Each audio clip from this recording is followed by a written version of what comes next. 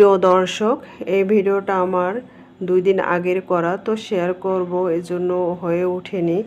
তো এখানে আকাশে প্রচুর মেঘ দেখা যাচ্ছে, দেখতেই পাচ্ছেন সবাই, আর প্রচুর বৃষ্টি হবে। তো বিকেলবেলা আমি কি নাস্তা তৈরি করে নিতে পারি সেজন্য বসেছিলাম। তো হঠাৎ করে মনে পড়লো যে আমরা বেগুন দিয়ে একটা নাস্তা তৈরি করে নিতে পারি, কিন্তু আমার কাছে বেসন ছিল না। এজন্য কি করলাম সেটা একটু আপনাদের সাথে শেয়ার করব।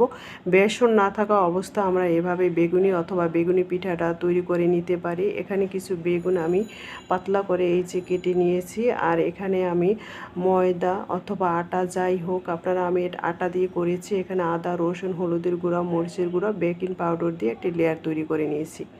এই যে দেখুন বেগুনিগুলো আমি ভেজে নিচ্ছি। এগুলো এভাবে করে আপনারা ঝটপট করে বেগুনি পিঠা অথবা বেগুনি বানিয়ে নিতে পারেন।